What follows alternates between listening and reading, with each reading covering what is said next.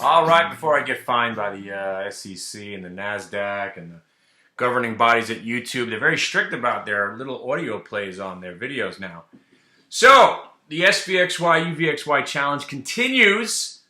I want to give it up to the couple of guys who have been taking the challenge. The challenge is, until this stops working, we've been shorting the UVXY or buying the SVXY at the open and selling it at the close.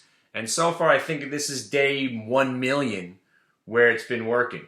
Now, this is almost unprecedented.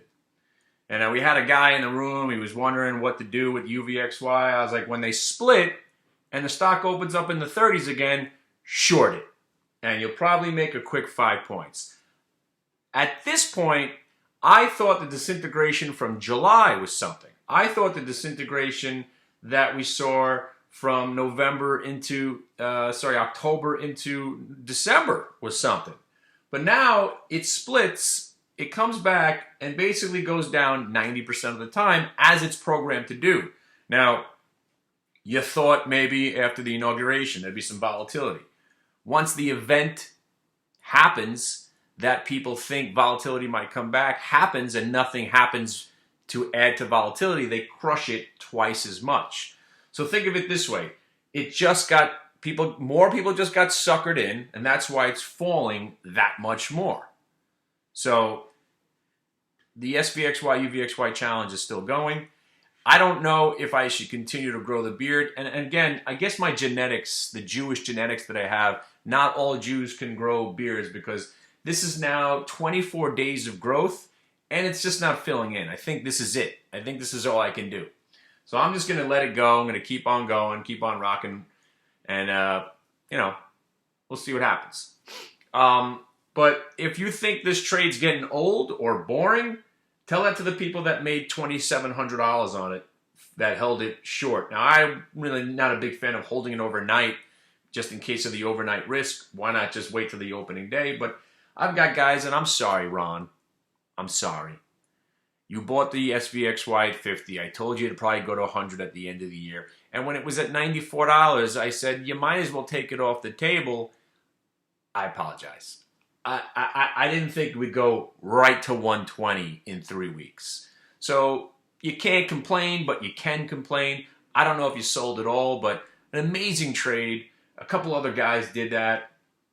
I didn't have the balls or the money. I'm kind of locked up selling naked premium on the puts, so I dedicate a lot of money to sit there selling naked puts on the Qs. And if you don't know what that is, Thursday night at 7 o'clock, this Thursday night, I'm going to be doing a free options class. I'm going to do an intro to options and an intro to VWAP and give you kind of an idea of what goes on in my room if you haven't had a chance to stop in. So this Thursday at 7 o'clock, that's for you, Corey. I know you only show up to these late night schmooze fests. So I'm going to give you a glimpse into how we prepare for a day. We don't do much preparation, mostly looking at stocks that we like or like to trade. Obviously we're staring at Alcoa for the last 3 or 4 days. And, again, they trapped some shorts in Alcoa. Now the stock's rocking and rolling. No reason to gamble on earnings reports, even though we did so on the Alibaba and that worked out. We sold it at 103 in the pre-market to lock into our profits on the $100 calls, which was a fantastic trade.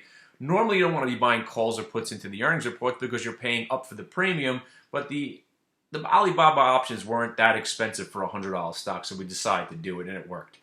Now, let's talk about Alcoa. There was no need to do the trade because you could have bought the stock cheaper in the aftermarket after it tanked and then went right back above what we call the multi-VWAP price, was $36.84, giving you a clear indication that the sell-off aftermarket is over. $36.84 is another entry. So instead of buying it at $37.50 or $38 change while it was open this morning, or buying a $39 call, you got a chance to buy the stock on a 2-point rip down, and now you're trading it and you could get out of it. Same thing with anything aftermarket. I don't like trading in the aftermarket unless it's a complete 100% reversal. And Alcoa, you got the gap down, held, started to rally, breaks back above the multi-day. So just like a normal trade that you would do during the day, it did it in the aftermarket. We were forced to get involved 36.84. Obviously, getting back to 37.20 was pretty great, and lightened up there. And then it got to 37.50. We were thrilled, and now it's at 39. So again, you're going to be disappointed trading at all times, because either you hold a stock and it keeps going down, and then you sell it and then it goes back up, or you take profits and it keeps going up. It's a very rare thing, like the Alibaba trade, where you sell it and that becomes the best trade of the day. It's rare to sell something and having that be the end-all be-all. Like Dust today. We traded Dust very nicely. Dust went green, we bought it. Dust broke 30, we bought it again. Then it went down, I think, 80 cents after we sold it. We thought we did the right thing, and then it rocked up $1.50. So it's be prepared to be annoyed trading. As how annoyed could I be that I don't own my favorite stock, ATI, after sitting with it for months and months and months and cultivating it, loving it, caressing it, calling it George, being my friend. I was like, you know what? I'm not going to trade it in the after. I'm not going to trade it into the earnings report, because I'll probably be able to buy it the next day. And with this monster gap and go, I just basically sat and watched it. And as a matter of fact, there was one ATI short in the middle of the day, which actually worked. But it's something to behold. The UVXY is just insane. And Guy, you know, maybe you're watching my videos, you're not. I wasn't trying to insult you or Anna, the other woman that I was talking to. I wasn't trying to insult you. I was just trying to enlighten you on the fact that you might not know that UVXY, it's not real. The only time it's going to go up is some sort of nuclear disaster, and you'll probably be in the blast radius. So what do you care? When this thing starts to rally, not just one day now, you got to see if it rallies 2 days. That's something to be concerned about maybe on the market. But 3 days, such a rare event. I don't think I'm ever going to shave ever again. So we're holding on. 3-day rallies. I sold some more naked calls on the UVXY. I'm out till, what did I do this time? I'm out. I think I got one contract done, or a few. I sold March 55s. March 55s. Do you think this thing's going back to $55? You think it's going up 30 points by March? I don't. So I'll sit here and take in some premium. And if it starts to rally, if this thing was to break back over 30 at some time, hopefully it's not on some nuclear fallout catastrophe in the middle of the night, we'll be able to trade around the position. So right now, I actually added to some of my positions. I bought more SQ. I bought more CYH. We had the pot. We bought more pot today. And pot, you know, this is where trading and long-term investing get a little bit annoying, because the idea was buy pot. Our target was 2020. It got to the 2020, but now we're thinking, all right, we're in a good trade. Let's hang on to it. And you know what? 2020 turned out to be a pretty damn good spot to sell. And I think it was a 2-year VWAP. And if you tell me long-term VWAPs don't work, I'm telling you you're wrong, because pot got right to it. And I believe it was a 2-year or a 3-year. The 2-year VWAP on pot was 2020 this morning, and that was our target. When it got there, we're thinking, all right, numbers are coming out in 2 days. Let's maybe sell the stock and hold some options. So we're holding some options on pot, thinking that maybe if it could break through the 2020 on the earnings report, that the stock could get up a little bit more. POT.